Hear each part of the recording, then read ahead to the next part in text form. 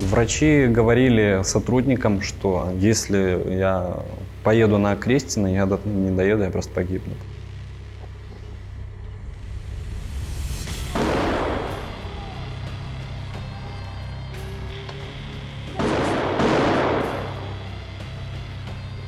Одиннадцатого числа как бы все и произошло со мной. Я услышал, что реально звуки выстрелов и взрывов там со стороны ближайшего метро «Каменная горка».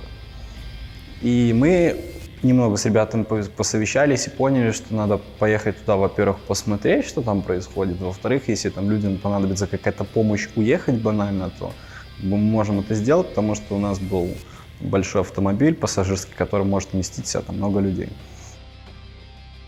Меня шокировало то, что я увидел, потому что когда вот буквально вот в 30-40 метрах бежит 6 ОМОНовцев и начинают бить одного человека, это вселяет такой ужас, что просто невозможно. И я просто краем глаза вижу в водительском зеркале, что ко мне очень быстро приближается какой-то микроавтобус, что-то большое. Микроавтобус просто подрезает, оттуда выбегает человек 5 или 6, и они сразу начинают бить просто по машине, по стеклам. Это было очень страшно, когда ты видишь у людей оружие, и когда они начинают кричать еще, «Вылазь из машины» и прочее. Мне разбили водительскую форточку, и осколки от стекла полетели мне в лицо. Я начал пересаживаться с водительского на пассажирское переднее сиденье. И в тот момент я почувствовал очень сильный удар по спине. Мамочки, они стреляют внутрь. И я как бы даже не предполагал, что это выстрел. Я думал, что, возможно, они там уже забрались внутрь микроавтобуса и начинают меня дубинкой бить. Они нас вытащили из машины и положили на землю и начали избивать. Сам момент задержания, тут все прекрасно видно. Даже я лежу на земле. Садись, прям по земле херячит чувака. Нас загрузили в спецтранспорт. Брат оказался подо мной. Брат говорил, что ему там тяжело дышать. Мне казалось в тот момент, что я такой тяжелый, там пытался приподниматься. Но он начал говорить, что ему плохо. Я начал просить, чтобы остановили машину и осмотрели его. В какой-то момент все-таки это произошло. Я оперся на эту боковую дверь и понимаю, что мне очень плохо. Брат в этот момент начал бегать и кричать, что как бы нужна скорая помощь, что реально нужно спасти человека, потому что он сейчас может умереть. И кто-то из микроавтобуса, из задержанных, сказал, что он врач-хирург, он может меня там посмотреть. Ему тоже разрешили выйти, он меня посмотрел, и как бы его вердикт меня не очень обрадовал. Он сказал, что это могут быть осколки от стекла, а может быть там огнестрельное ранение вообще. Входное пулевое отверстие с достаточно ровными краями, поэтому я делал предположение, что это пуля, и характерным внешним видом пузырящейся крови. То есть это признак того, что поражающий снаряд пробил легкое и воздух уходит наружу. Это состояние является экстренным. К этому моменту к нам присоединилась еще одна волонтерская бригада. Они проезжали мимо на машине, остановились нам помочь. Вместе с ними мы наложили определенную повязку. Можно сказать, помощи в этом случае. Рану герметично заклеивают с помощью пленки. Любой подручный, который есть, у нас была стерильная полиэтиленовая упаковка от капельницы. Оклеивают по краям несколько слоев черепахой, то есть друг на друга, слоями лейкопластыря. За счет этого добиваются, раны герметизируются. Более безопасно можно доставить пострадавшего в больницу, где ему окажут помощь более широкого объема. Такая картина, что вот я лежу на асфальте на проезжей части, рядом со мной там сидит как бы мой брат, и я понимаю, что было бы сейчас очень глупо как бы умереть на глазах у своего брата. У меня, знаете, как все остановилось. Я понимаю, что мой младший брат, возможно, с пулевым ранением, возможно, он умрет, возможно, у меня просто в голове там 1000 мыслей пролетало, что могло произойти. По итогу всей этой ночи меня отвезли в 10-ю больницу, где меня экстренно прооперировали. У меня из легкого достали пыж и пулю из спины достали. Я сидел и ждал как бы результат. Ко мне подходит врач и говорит: слушай, у меня как бы для тебя новость не очень хорошая, присаживайся. Тут я как бы понял, что что-то пошло в этой жизни не так. И она сказала, что у меня находится еще одна пуля, которая находится в легком, она находится рядом с аортой. Я спросил, что делать в этом случае. Она сказала, что, конечно, оперировать, но как это делать, она не знает. С родителями и с родными мы сошлись на варианте, что лучше делать операцию за границей. Приехал в Чехию, где мне уже сделали повторную операцию, меня подняли на ноги за 5 дней, и пулю тоже оставили на память. Я очень благодарен всем тем людям, которые мне помогли выжить. Я считаю, что я сделал все возможное в августе, но при этом чуть не погиб. Я могу сейчас только поддерживать тех людей, которые находятся в моей стране. На будущее у меня планы оставаться в Чешской Республике, либо на территории Евросоюза и строить свою новую жизнь.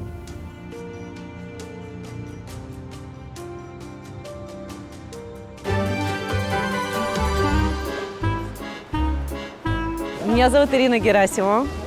Я живу в прекрасном городе Натания, в центре Израиля. Родом из Гомеля. Переехала оттуда 30 лет назад. Я люблю обе страны, и Беларусь, и Израиль. И мой проект соединил просто любовь к обеим странам вместе. Наш проект «О Кипа». Это практически как «Ой, ой, кипа». Такое вот. Хотела что-то такое вот очень бодрое. Наши кипы, они идеальные. Это правда. אני אראה לכם פשוט את הכיפות שהן סורגות, שזה כאילו כותנה נורא איכותית. כן, אבל זה קצת קטן. הצבעים יפים. כן. הצבעים יפים מאוד. ממש. Я должна сказать, что вязать я не умела никогда. Но, находясь треть своего времени в онкологическом отделении с моей мамой, на протяжении почти 2 лет, в какой-то момент я поняла, что если я сейчас не найду вот просто чем, не знаю, занять свои руки, то я просто сойду с ума. Тогда я взяла в руки спицы, и у меня получился шарфик. После того, как у меня получился шарфик, я решила, что я могу замахнуться на что-то более сложное, и решила, что я свяжу кипу. И каким было мое удивление, когда я поняла, что кипу я связать не могу. Я пробовала ее связать несколько раз по всем тем схемам, которые я нашла в интернете. И одна из этих схем не получилась. Если обратить внимание, то кипы бывают очень разные, да? Есть из ткани, да? Есть, пожалуйста, такие вот, это замша, вязаные кипы, и они совершенно разного диаметра. Есть как шапочки, да, вот такие вот большие. Это, например, в районе где-то 10 сантиметров. Должна вам сказать, что каждый миллиметр считается. Я начала искать соучастницу, она из Могилева. И в тот момент, когда мы разработали какие-то уже схемы, начались события августовские в Беларуси. Я думала о тех женщинах, которые теряли работу, и они оставались с детьми без заработка. Я решила, что а почему бы это не сделать вот такой вот практической историей? История, которая может дать заработок достойный многим женщинам.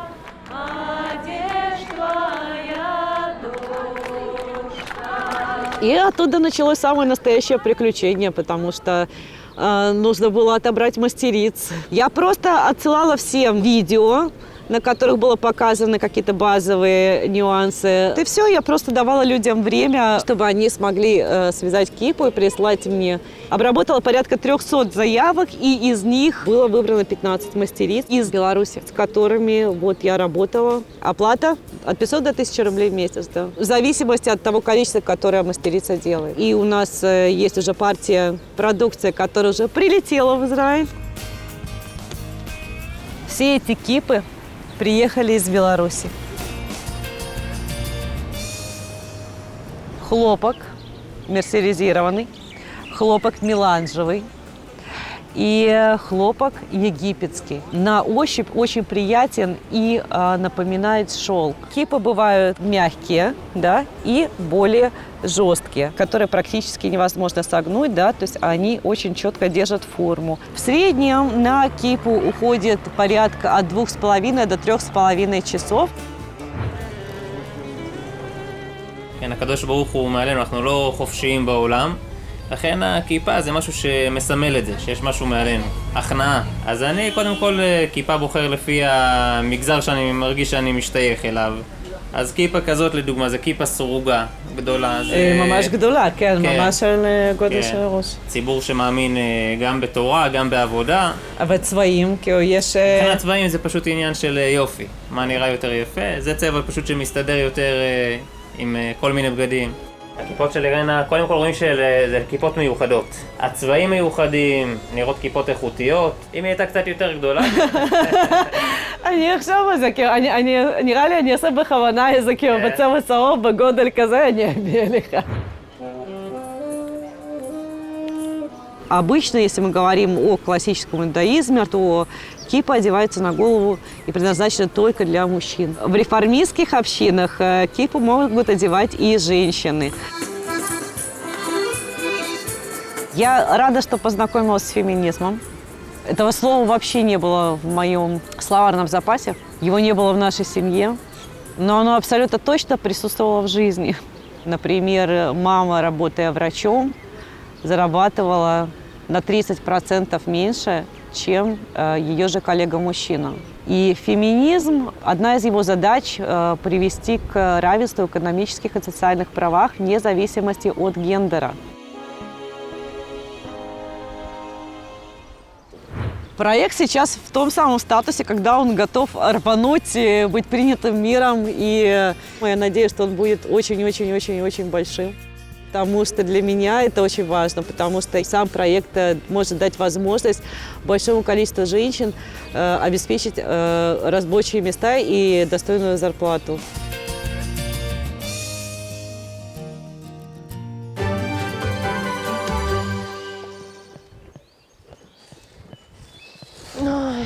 Меня сразу купали, так что-то запахло и домом, наша крыша. А, кстати, а чего вы так не улаживали крышу? Ну, ступенчато тоже прикольно смотрится. И оно, получается, подбивать, наверное, удобнее, да? Я была заказчицей и организатором отдыха на агросадибе Старки. Это усадьба, которой владеет моя семья. Усадьба, которая сохраняет белорусскую культуру, реставрирует ее и показывает людям. То есть можно пожить прямо в музее.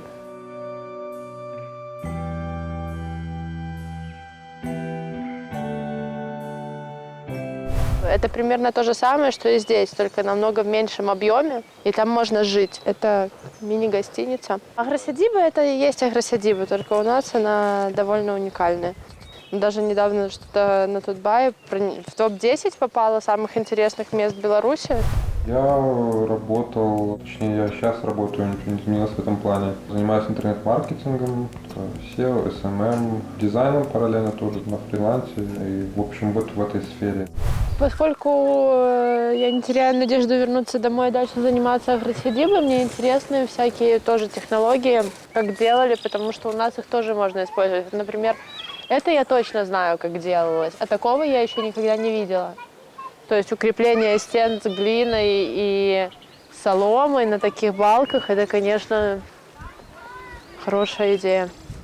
Мы познакомились в 2010 году, мы подавались в посольство на визы, чтобы ехать на День открытых дверей в ЕГУ, потому что мы туда поступали в один год. И познакомились как бы сначала, грубо говоря, заочно. Сразу наши родители познакомились. Да, там наши родители познакомились, там в социальных сетях мы что-то списались. Да, я помню, я спала в машине, и папа такой подходит и говорит, вот это Сергей, его сын будет учиться с тобой, дай свой ВКонтакте. Ну, я ей дала и благополучно спала дальше. А потом мне очень симпатичный парень добавился в друзья. Полгода мы, получается, переписывались, потому что Женя заочно училась, я очно. Уже я уехал в Вильнюс, а Женя осталась в Беларуси там из-за всей этой кампании политической. После Плоши она приехала, уже на очку перевелась, ну и все, мы начали дружить. Да, он меня встретил, получается, это первый человек, который меня встретил в университете, все там показывал, рассказывал. Мы дружили, получается, до 2011 года, ну и в 2011 году как бы начали встречаться. Ты мне только мясо оставил, зачем ты съел все овощи? Так а там мало было риса. Неправда. Не риса, а этих... овощей тоже мало было. Правда, я старалась побольше положить. Я просто, может, вчера все съела. Я бы сказал, что самое главное, почему на нас давление оказывают и так далее. Потому что Белыничи маленький городок, там нету тысяч каких-то или даже сотен активистов. Есть Женя, Женин папа, ну я там оказался, и все как бы. И Женя, получается, прямо 9 августа ее забрали с участка. Они завели дело по той цепи солидарности, которую мы в июле организовали. То есть три недели прошло. Ну а потом уже пошли эти марши, то есть в Белыничах были марши, ну и, конечно же, нас сразу как организаторов, грубо говоря, нас тоже там периодически то допрос, то обыск, потом нас закрыли на день письменности. Они прям так и выразились, чтобы вы не испортили праздник, мы вас закроем на 2 суток, то есть нас продержали 2 суток и дали штрафы. Вот. Ну и все вот это вот постоянно Да. происходит, потому что мы как бы там находимся, мы никуда не прячемся, там из-за флагов к нам приезжали. На меня же еще тоже пытались завести уголовное дело, Да, еще, да. но спасибо тем, что все-таки, видимо, есть что-то человеческое и здравомыслящее в некоторых милиционерах, то есть дело не завели, потому что не нашли состава преступления. Это было за оскорбление БРСМ. Суть была в том, что я в состоянии аффекта, скажем так, написала комментарий по поводу провластного митинга, который они согнали в Белыничах. Что-то про фашизм и продажность людей в автобусах. Мне писали заявление в милицию, вот эти 2 девушки, что я их якобы этим оскорбила. Но поскольку я написала в личное сообщение и в БРСМ, да, как бы безличностному чату, состава преступления не было. Ты местная? Смотри. Ну, скоро родит котяток. Вполне возможно, что очень прямо сейчас. Наверное, нам не подходят большие города. Мы уже не раз на это натыкались, и мы переместились во Львов. Я была здесь однажды, то есть до того, как мы сюда приехали жить, и я просто решила, что жить в таком эстетически приятном, наверное. Я была уверена, что Владу очень понравится. Я на самом деле бы посоветовала не валить из Беларуси, если нет какой-то реальной угрозы. И я до сих пор думаю о том, что если так случится, что не заведут уголовное дело, то я хочу вернуться домой. Проблема в том, что люди, которые могут что-то делать, находятся там не в поле зрения полиции, они должны оставаться дома и делать что-то там. Потому что за границей все-таки, хочешь не хочешь, ты теряешь связь с происходящим. Там, и, возможно, даже какую-то веру в победу ты теряешь. В Беларуси это проще ощущать.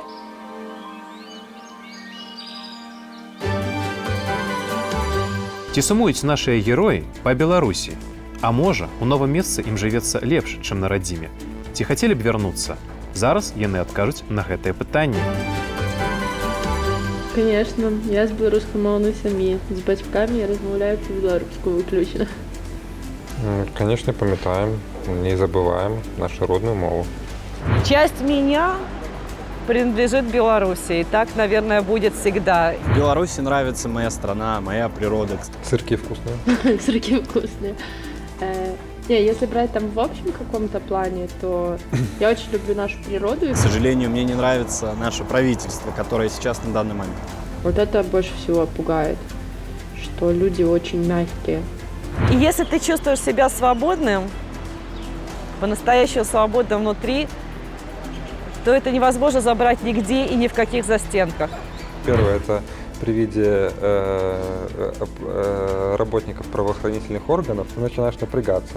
А второе – это когда ты видишь что-то бело-красно-белое, то ты тоже начинаешь обращать внимание и думать, это действительно бело-красно-белое или все-таки просто бело-красное. Даже не сказать, что я как бы даже встречался со стереотипами здесь. Картошку. Ну да, сразу в основном все там про картошку что-то вспоминают. Ну, разные вариации всякие. Я очень люблю этот город, я очень люблю вот это вот море. Я не представляю себя без него. Родных, близких, собак наших не хватает. Вот такие банальные вещи. В новом месте мне не хватает, как ни странно, нашей природы и, в принципе, как бы наших людей. Я скучаю по Беларуси, конечно, и у меня там большая связь с Беларусью, у меня там подруги, у меня там родственники. Я бы вернулся в Беларусь, естественно, только при одном условии, если бы поменялась действующая власть в лице Александра Григорьевича Лукашенко и всех силовых структур.